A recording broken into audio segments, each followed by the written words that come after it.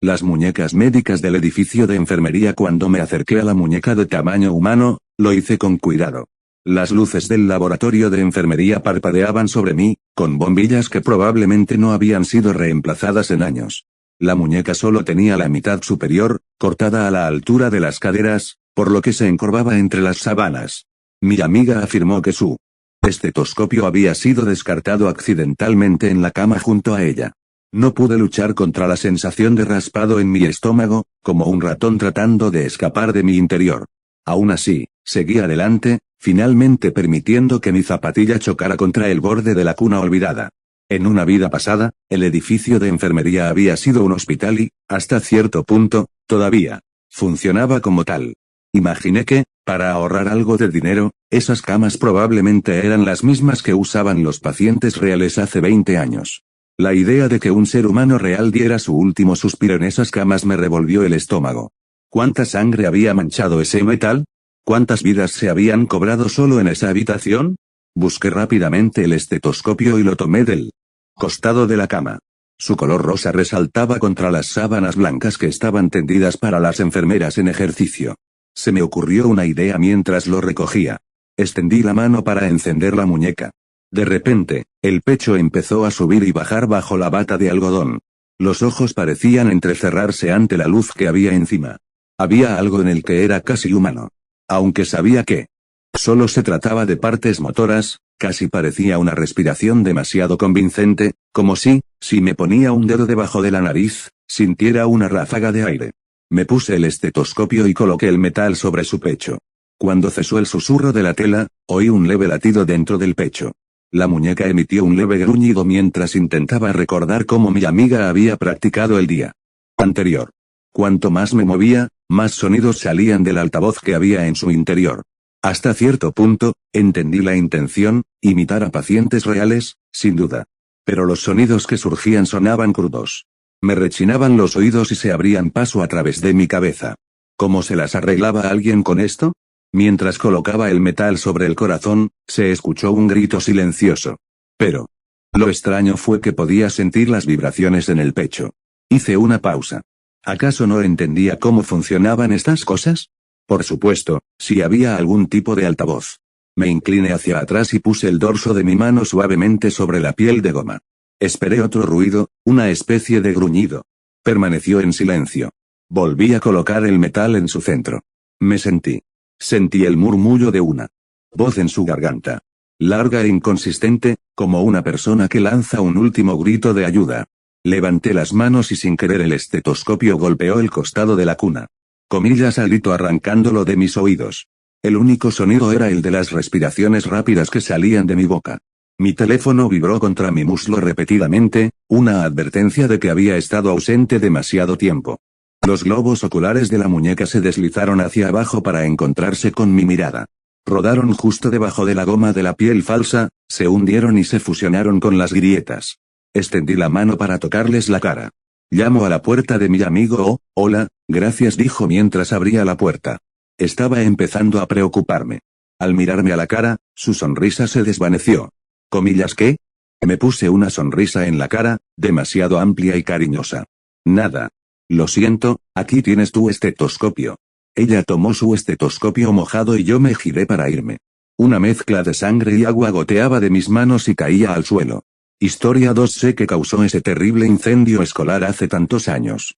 Las cicatrices se han ido difuminando con el paso de los años y una hábil cirugía plástica. Con el maquillaje y la iluminación adecuados, apenas se notan.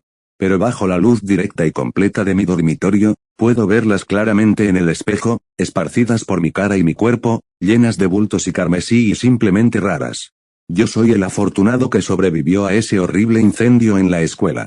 O tal vez la criatura recordó que, después de todo, fui yo quien la salvó de la desagradable humedad fangosa que la arrastraba hacia abajo y de una posible muerte horrible por ser pisoteada por algún niño al azar, y de alguna manera planeó mi escape. No lo sé, estaba inconsciente por el humo en ese momento. Ah, sí, todavía tengo daño pulmonar permanente, sibilancia como una persona de 80 años si me esfuerzo un poco. Déjame contarte la historia desde el principio y podrás decidir. Todo empezó en una radiante y húmeda mañana de otoño, Hace más de 20 años, mientras caminaba miserablemente hacia la escuela.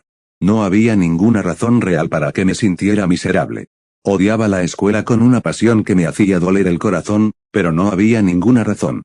No me acosaban, tenía algunos amigos, mis notas eran buenas. No tenía palabras para explicar el odio que sentía por el edificio, el olor, los sonidos, las acciones, así que no lo intenté.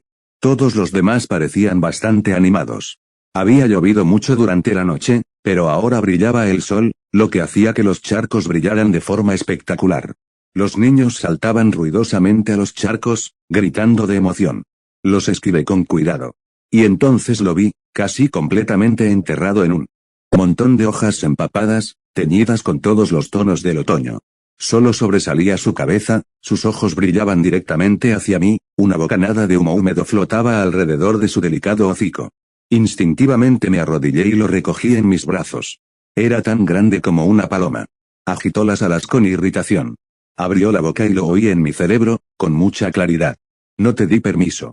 Para que me recogieras no estaba de humor para aguantar tonterías de una criatura telepática del tamaño de una paloma.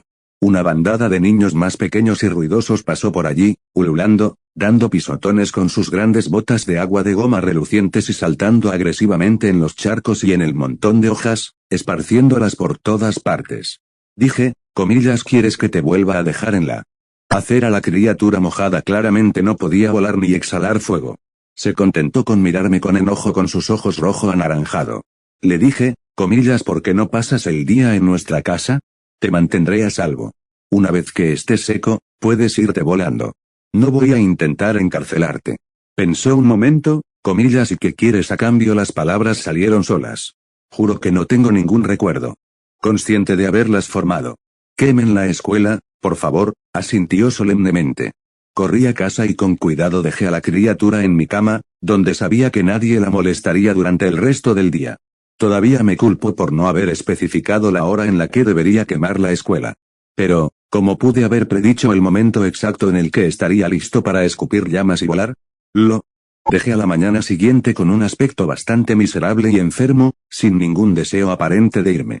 ¿Cómo pude haber sabido que alrededor de las 10 de la mañana, tomaría vuelo y saldría volando de mi habitación? Lo primero que escuché fue que se activaron las alarmas contra incendios durante el segundo periodo. Vi las llamas, escuché los crepitantes antes incluso de oír los gritos y el calor me golpeó. No tenía idea de cuán profundamente una criatura así, incluso una tan pequeña como una paloma, podía quemar cosas. Recuerdo el humo, los estruendos y los gritos. Y luego, casi antes de que me diera tiempo a sentir miedo del todo, me desmayé. Resucité en el hospital, con quemaduras de 3er grado en la cara y el cuerpo. Me dijeron solemnemente que tuve mucha suerte, porque fui el único sobreviviente de ese terrible incendio en la escuela que nadie supo nunca cómo se inició. Excepto yo. Historia 3. Mi familia se niega a salir del sótano. ¿Cómo hago para que salgan? Han estado allí abajo demasiado tiempo. Sigo diciéndoles que solo necesitan subir las escaleras, salir de esa habitación estrecha y oscura de tierra compacta y salir a la luz. Todos debemos abandonar este lugar. Mientras aún podamos. Todavía me aferro a la esperanza de que no sea demasiado tarde. ¿Sabías que en Connecticut los vendedores no están obligados a revelar que se produjo una muerte en una vivienda a menos que envíes una solicitud por escrito? Yo no lo sabía hasta que ya nos habíamos mudado, hasta que ya era demasiado tarde. Me pregunto si quien compre este lugar después de que nos vayamos pensará en preguntar. Más tarde me enteré de que el agente inmobiliario se arrepentía de habernos vendido la propiedad. Si hubiera sabido nuestra situación, nunca nos habría mostrado la propiedad. No puedo evitar imaginar cómo habrían sido nuestras vidas si nunca hubiéramos comprado esa pequeña casa para reformar cerca de Lakeshore Drive. Por supuesto, todo eso ya no tiene importancia. Si no fuera por el precio, nunca lo hubiéramos considerado en primer lugar, especialmente porque había sido una ejecución hipotecaria. Odiaba la sensación de construir nuestras vidas sobre los restos destrozados de la vida de otra persona, pero Gideon y yo necesitábamos mudarnos, teníamos que hacerlo. No podíamos quedarnos en nuestra antigua casa, cuyo dormitorio, que había quedado recientemente desocupado, estaba peligrosamente cerca de convertirse en un santuario. No podíamos seguir yendo al mismo supermercado en nuestro pequeño pueblo, donde todos nos conocían y nos miraban con lástima. Una vez que nos mudamos a Bridgeport, Éramos solo 2 personas más entre 100.000. Podríamos llorar en paz y en el anonimato, perdidos entre la multitud. Pero vivir en la ciudad no es barato. Entonces, por eso Gideon y yo estábamos mirando una casa que necesitaba reparaciones y que había estado vacía antes de que el banco finalmente la reclamara. Debí confiar en mi instinto cuando pensé que algo no iba bien en el lugar. El nuevo y alegre felpudo de bienvenida parecía no encajar con el resto de la casa, que desprendía una aura de tristeza profunda, casi aplastante. Me golpeó como una ola. Cuando entramos por primera vez, una fracción de segundo antes de que el olor a podredumbre y descomposición lo siguiera. El agente inmobiliario se disculpó y dijo que habían encontrado frigoríficos llenos de comida podrida de cuando los anteriores propietarios dejaron el lugar abandonado. Nos aseguró que ya había tenido problemas similares antes y que, con dejar algunas ventanas abiertas, se ventilaría en un santiamén. La casa estaba anticuada en algunas partes, pero remodelada hermosamente en otras. Parecía que los dueños anteriores habían comenzado el proceso de restaurarla minuciosamente antes de abandonar el lugar, dejando atrás una cocina nueva, pero los dormitorios de arriba a los que les faltaba el piso y estaban cubiertos con un papel tapiz descolorido y mohoso. A medida que nos acercábamos a la puerta del sótano, el olor se intensificó hasta alcanzar niveles espantosos. Había algo más que también me hizo reflexionar, algo relacionado con el sótano. El espacio era estrecho, con piso de tierra sin terminar y ladrillos a la vista más allá del área pequeña que se había habilitado para una lavadora y una secadora. Justo en el borde de donde se desvanecía la tenue luz de la única lámpara de cuerda, había una pequeña escalera de madera que conducía hacia una oscuridad que pronto la devoró. A pesar de los mejores intentos del agente inmobiliario por alejarnos de allí, me sentí inconscientemente atraído hacia él, sin darme cuenta de que me había acercado hasta que estuve parado en el borde. Comillas que hay ahí abajo sentí esa ola de tristeza y añoranza a medida que me acercaba al piso de tierra compacta que conducía a la oscuridad. Nadie por un breve instante, la sonrisa de vendedor desapareció de su rostro y, tras un silencio incómodo, añadió rápidamente, solo un espacio de almacenamiento adicional. La sonrisa había vuelto. Mientras mi esposo y yo observábamos la extensión oscura más allá de la escalera, discutimos planes para instalar algo de iluminación. Para hacer que ese espacio, que ocupaba la mayor parte del sótano, fuera utilizable. Planeamos muchas cosas en aquel entonces. Queríamos colocar las pertenencias de Brie en uno de los dormitorios, como teníamos en nuestra antigua casa, aunque una parte de nosotros sabía que su presencia solo servía para resaltar su ausencia. Pero las habitaciones de arriba estaban desordenadas, plagadas de agujeros en el contrapiso y moho detrás de las paredes, así que, a regañadientes, aceptamos que necesitábamos completar las renovaciones antes de que el espacio pudiera usarse. Sin embargo, no me parecía bien guardar las cosas de Brie en un trastero durante ese tiempo. Sí, sabía que eran exactamente eso, solo cosas, solo objetos, pero no importaba cuántas veces me lo dijera, sentía que la dejaríamos en un trastero.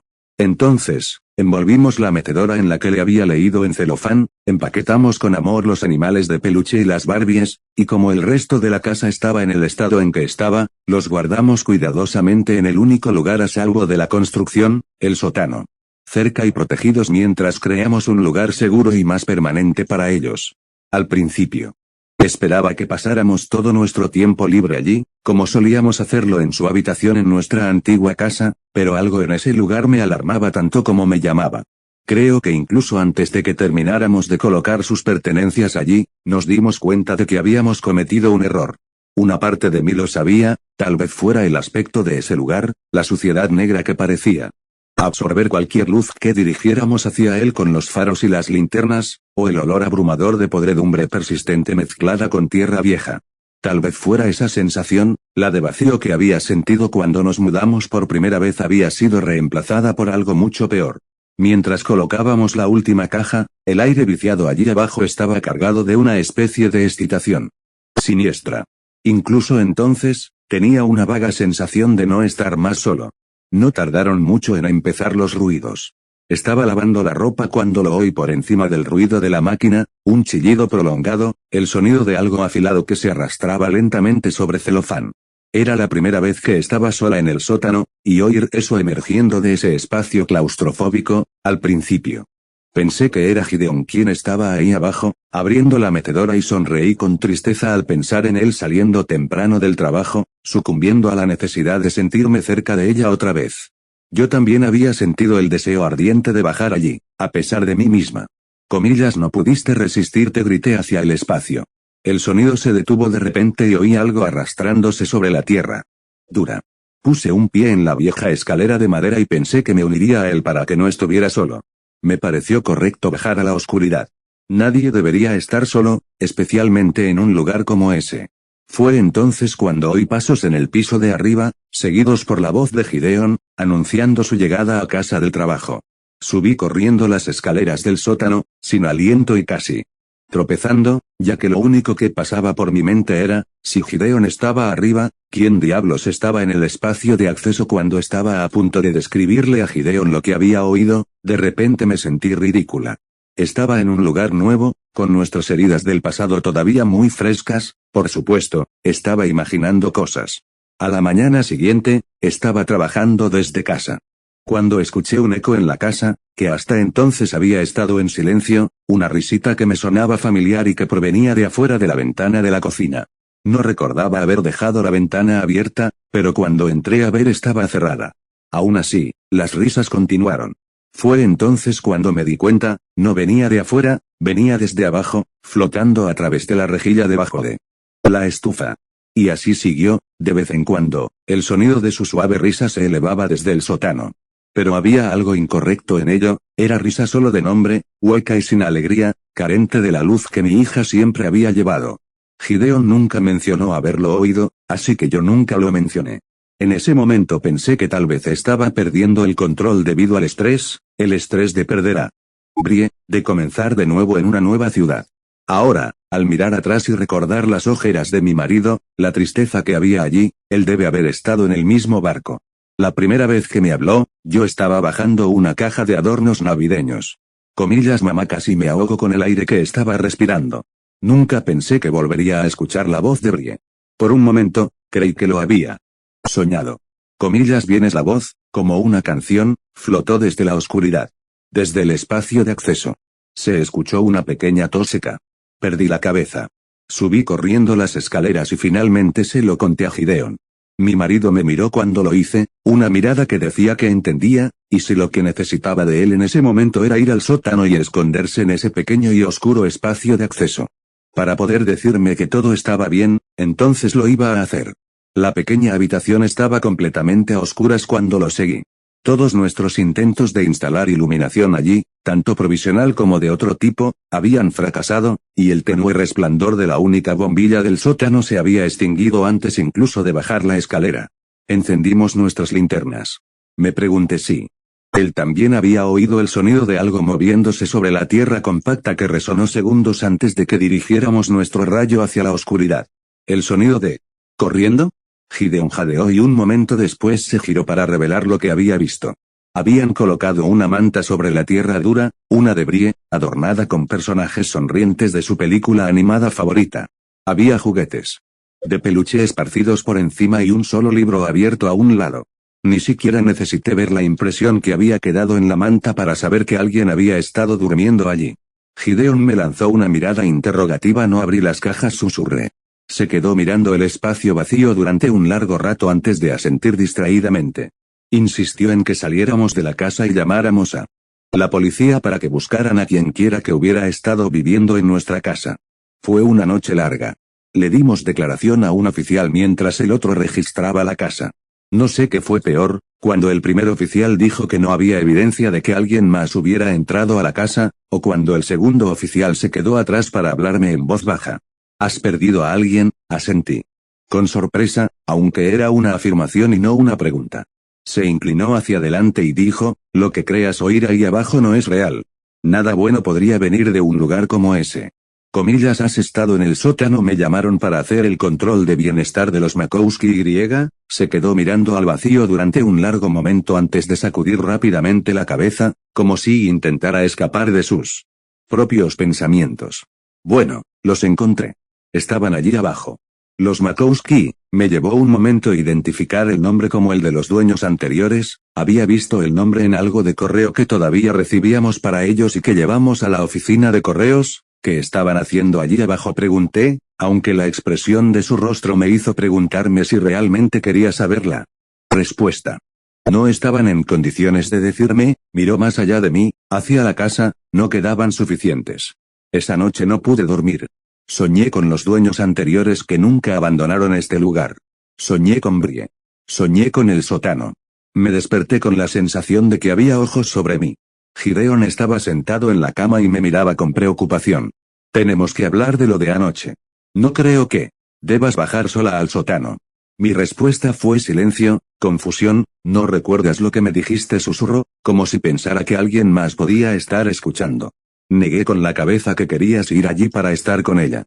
¿Qué? Contuvo un sollozo. No querías que estuviera sola en la oscuridad. Mi expresión de horror parecía reflejar la suya. Sabes que ella no está ahí abajo, Nettie. Nunca estuvo allí. Lo sabía, quiero decir, racionalmente lo sabía. Entonces, ¿quién, qué, está ahí abajo? Nunca he visto a mi marido más asustado que cuando dijo suavemente, no lo sé.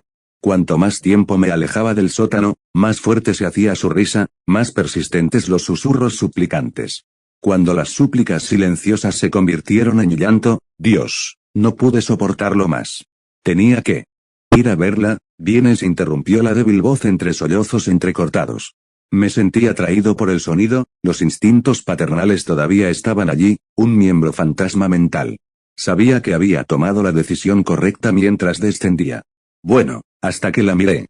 Unas miradas me brillaron desde el pozo de oscuridad que había más allá, y los sollozos cesaron al instante, como si alguien hubiera accionado un interruptor. No, cariño. Tenía la boca seca mientras mi parte racional gritaba desesperadamente al resto de mí, recordándome que no estaba hablando con mi hija. No puedo. Busqué a tientas mi teléfono en busca de la luz, medio esperando verla mirándome fijamente, sus grandes ojos marrones abiertos, medio asustado de lo que vería. Cuando la luz inundó la habitación, oí un movimiento suave, algo húmedo deslizándose sobre la tierra compacta del techo. Pero no vi nada. El pequeño almacén estaba vacío. Pero tan pronto como se apagó la luz, esos ojos regresaron y me observaron desde más arriba en la pared, moviéndose constantemente hacia abajo. Nunca parpadeé ni me aparté de los míos ni una sola vez. Por favor, repitió su voz. Se me hundió el estómago al sentir un escalofrío por la proximidad de aquello que imitaba la voz de mi hija, algo que aparentemente había pillado justo en el acto de arrastrarse por la pared. No me gusta la oscuridad, no. Eso fue lo que me destrozó. Eso fue lo que llevó a mi marido a encontrarme destrozada, llorando en la mesa de la cocina. Le rogué que no volviera a bajar. Pero él insistió. Este era nuestro hogar, había dicho. Si no podíamos sentirnos seguros aquí, ¿dónde podríamos estarlo? Entonces bajamos al sótano, yo con la luz del teléfono y él con la linterna de emergencia. Fue atrevido por mi parte suponer que la situación no podía empeorar. Cuando bajé la pequeña escalera, él ya había entrado en la habitación. Me daba la espalda y permanecía de pie entre las sombras. Gideon, ¿dónde está tu linterna? La apagué. Ella, no se parece a la que recordaba, susurró. Annette, añadió lentamente, sin girarse para mirarme, su ancha figura bloqueando lo que fuera que estaba viendo desde el haz de luz de mi linterna. ¿Puedes subir y prepararnos una maleta, por favor? Pero ahora. Por favor, suplicó, con voz tranquila pero temblorosa. Me dijo que me fuera sin él si no volvía a subir en 10 minutos. Que me fuera de la casa si no salía de ese sótano y que no volviera nunca más. Que llamara a una empresa de mudanzas para que se llevaran nuestras cosas. Asentí, entumecido. Así que esperé. Esperé 10 minutos, 20, 30. Después de una hora, bajé al sótano y la escalera ya no estaba. Debió haberla bajado para evitar que fuera tras él. Sentí una oleada de inquietud, pero algo infinitamente peor, una punzada enfermiza de celos. Celos porque él estaba allí abajo y yo no. Susurré el nombre de Gideon en la oscuridad, porque no te has ido todavía. Su voz era débil y cargada de desesperación. Cariño, es hora de irnos, respondí con toda la firmeza que pude. Tenemos que irnos. Todos. La voz de Gideon sonó entrecortada y apagada. No, Nettie. Es demasiado tarde para mí. Ha pasado un día desde entonces. Todavía estoy aquí. No puedo obligarme a irme. ¿Cómo hago para que salgan? Solo quiero que volvamos a ser una familia. Esta mañana, cuando bajé a ver cómo estaban, la única respuesta que surgió del sótano fue un gorgoteo bajo y húmedo. Han estado en silencio desde entonces. Llamé a la policía, pero no parecieron pensar que el hecho de que mi marido y mi hija se negaran a salir del sótano constituyera una emergencia. Sé que Gideon me dijo que me fuera, pero no puedo dejar a mi familia, a él y a Brie, ahí abajo, en la oscuridad. No se me ocurren más ideas. Necesitamos estar juntos, los tres. Por favor, ayúdame. Si no puedo resolver algo pronto, si todavía no puedo lograr que vengan a mí, bueno, solo queda una opción. Historia 4. La compañía eléctrica local sigue siguiéndome. Hace poco me mudé a una nueva casa, que está un poco más allá de la misma ciudad. En mi antigua casa, noté que los electricistas solían trabajar en los postes que había alrededor de la propiedad, pero nunca le di mucha importancia. Cuando era mucho más joven, teníamos a un hombre en una camioneta destartalada, sin distintivos de la empresa, estacionada en el borde de nuestra propiedad detrás de los arbustos. Nos acercamos a la camioneta, que tenía las ventanas cubiertas de hielo, y el conductor estaba encorvado en el asiento del conductor, escribiendo cuidadosamente en su computadora portátil. Se alejó sin identificarse y sin mirarnos ni una vez. Todos sabíamos que tramaba algo malo, y supongo que esa experiencia me impulsó a prestar atención a las personas que hacían cosas raras en los dispositivos cerca de mi casa. Hoy, miré por la ventana y vi a la compañía eléctrica local aquí nuevamente, haciendo algo con el poste directamente afuera de mi casa. Siento que siempre están aquí cuando estaciono en mi calle, pero nunca en ningún otro lugar del vecindario. Peor aún, sorprendí al conductor mirando hacia la ventana de mi dormitorio desde la calle en varias ocasiones. Temo que me estén observando. Actualización: recuerdo haber visto un video en línea de un hombre que hizo estallar su casa debido a la paranoia del acecho grupal. Siempre pensé que el término acecho grupal era injusto, al igual que teórico de la conspiración. ¿La gente acecha en pandillas? No. ¿La gente conspira? ¿Sí? ¿O qué? Esta compañía eléctrica sigue afuera de mi casa nuevamente por cuarta vez esta semana. Eso es más de la mitad de la semana. Aunque los trabajadores cambian de turno, todos me tratan de la misma manera. Todos me vigilan. Odio que me vigilen. Antes de que todo esto comenzara, estaba viendo a un youtuber llamado Some Ordinary Gamers que nos instruyó a los espectadores para mejorar la seguridad en Internet. Instalé una VPN, un navegador Tor, una máquina virtual y algo más cuyo nombre no recuerdo en este momento. Durante aproximadamente una semana, me sentí muy seguro en mi navegación en línea. Nunca hago nada delictivo e incluso activé los bloqueos anti-corn que venían con la VPN. En serio, solo quiero privacidad. Pero debe haber sido poco después de que hiciera esta actualización de mi seguridad que mi nueva conocida, la compañía eléctrica local, a la que no puedo nombrar por miedo a ser identificada, apareció en mi vida. Traté de llamar a la policía una vez, pero por miedo a que me diagnosticaran locura o incapacidad para la sociedad, nunca lo denuncié oficialmente a las autoridades. Después de todo, no estoy seguro de quién está realmente detrás de todo esto. No sería la primera vez que causaría una mala impresión a las fuerzas del orden. He pensado en la vía alternativa de la justicia por mano propia, de enfrentarme directamente a estos trabajadores, pero algo dentro de mí simplemente no me permite salir. Siento que me desmayo y ni siquiera llego a la puerta del dormitorio.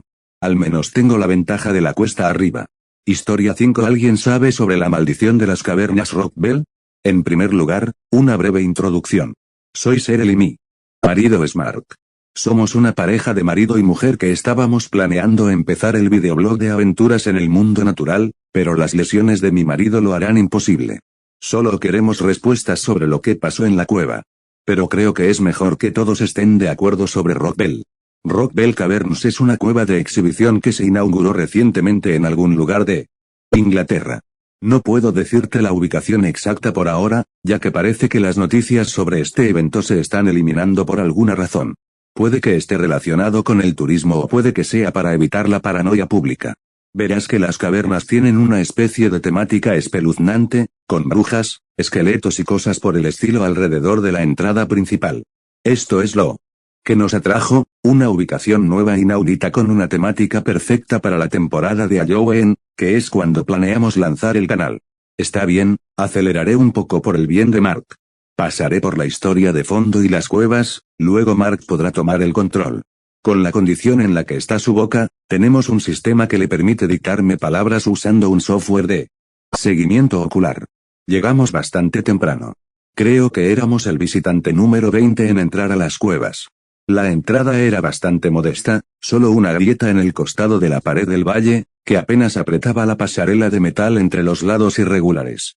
Viajamos en grupos de 10 para evitar que la cueva se obstruyera con visitantes. Era como caminar a través de un portal. El aire cálido del verano del exterior rápidamente se volvió más frío, casi más viscoso, una vez que entramos en las cavernas. Olía a piedra caliza, el olor era tan denso que casi temía que se me obstruyera la nariz con cal. El grupo fue conducido a una cámara, una iluminada con gruesas luces rojas que proyectaban sombras alargadas sobre las paredes húmedas. Allí fue donde nos contaron la historia. De fondo de este lugar. Según la leyenda local, las plantas y los cultivos de los alrededores de la ciudad comenzaron a morir una semana después de que una supuesta bruja fuera ejecutada en el centro de la ciudad. Sus raíces se convirtieron en piedra y se descascarillaron. A las personas que bebieron el agua del pozo no les fue mucho mejor. Algunos expulsaban, como los llamó nuestro guía turístico, piedras intestinales, a otros se les convertían las entrañas en roca. Caían al suelo con un ruido sordo que hacía que los huesos se rompieran cuando los órganos petrificados se estrellaran contra sus costillas. Se creía que esto no era más que una historia morbosa inspirada en el nombre de la ciudad, hasta que un explorador de cuevas descubrió un lago subterráneo. Un pozo petrificante. Tal vez conozcas el pozo petrificante de la cueva de Motter Shipton, en Yorkshire del Norte. Un fino hilo de agua cubre con minerales cualquier objeto que se coloque debajo a lo largo de meses.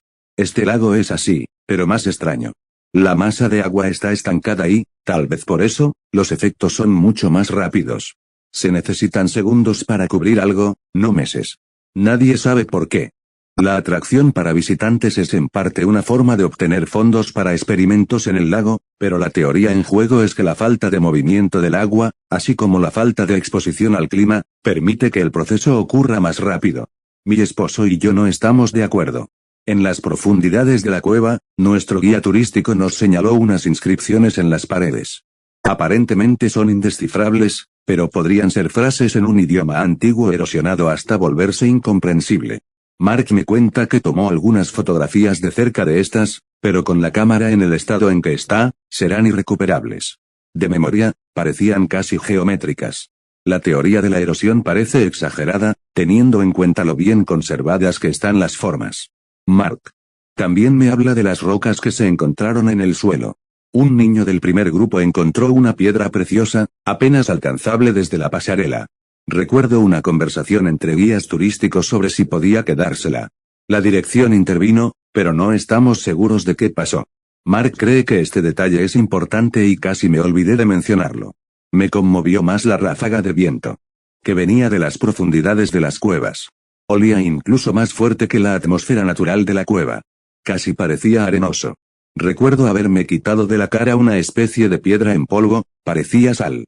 La siguiente cámara de la cueva es el pozo petrificador.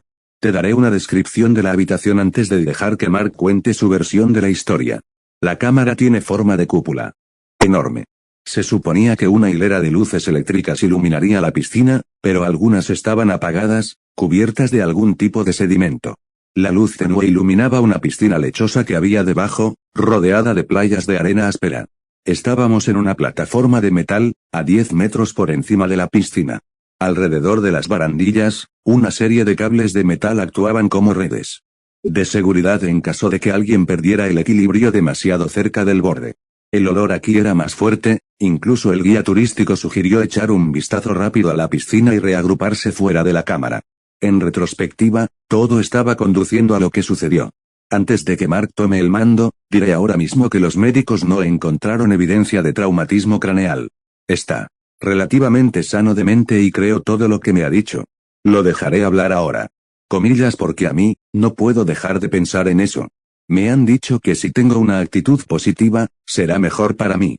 Bueno, encontrar zapatos de mi talla siempre fue una molestia. Me alegro de no tener que hacerlo nunca más. De todos modos, comenzaré como es debido ahora. Sentí una sensación en el estómago. Cuando entramos en la cámara. Era como si me hubiera tragado un cubo de hielo entero, pero lo atribuí al hedor que desprendía el lugar. La mejor descripción que puedo dar es olía como una iglesia vieja y húmeda bajo la lluvia. El camino era angosto, el agua burbujeaba, las luces se estaban apagando. Debería haber salido corriendo de allí, pero solo necesitaba algunas imágenes de la piscina. Todos los demás se habían ido y se estaban congregando alrededor del guía turístico mientras caminaba lentamente hacia la grieta en la pared que formaba la entrada de la cámara.